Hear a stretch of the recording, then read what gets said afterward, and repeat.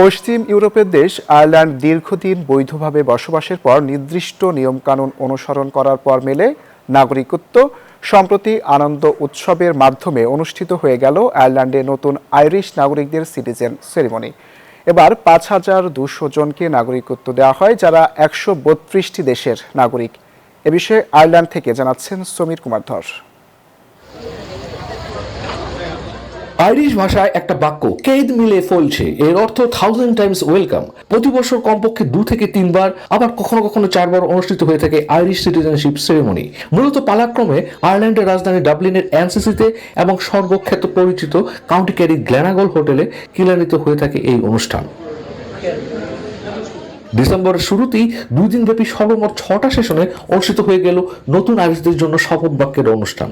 এবার ৫,২০০ নতুন আইরিশদের নাগরিকত্ব দেওয়া হয়, যার মধ্যে ছিল ১৩২টি দেশের নাগরিক। Welcome to the citizenship here in Killarney. There's over 5,000 people being registered between yesterday and today, so they're from all walks of life here in Ireland. উৎসব মুখর এই অনুষ্ঠানে আইরিশ মিউজিকের মাধ্যমে শুরু হয়। এরপর আইরিশ সরকারের বিচারপতি প্যারি ম্যাকমাহন শপথ বাক্য পাঠ করান এবং ইমিগ্রেশন বিভাগের মন্ত্রী নয়েল কলিন্স, কলম বরফি, জেরি বার্ডিমাররা উপস্থিত ছিলেন। আইরিশ জাতীয় সঙ্গীতের পাশাপাশি সংক্ষিপ্ত শপথ বাক্যে আইরিশ আইন সংস্কৃতি মান্য করার জন্য আর পাশাপাশি গণতন্ত্রের মূল্যের প্রতি সম্মান দেখানোর কথা বলা হয়েছে। বইয়ে লেখা ছিল কি কি কারণে নাগরিকত্ব চলে যেতে পারে।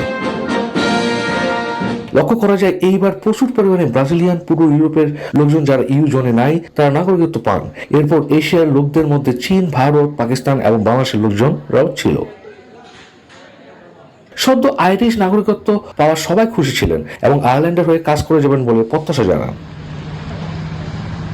সমীর কুমার ধর, নিউজ 24, খিলার্নি, আয়ারল্যান্ড।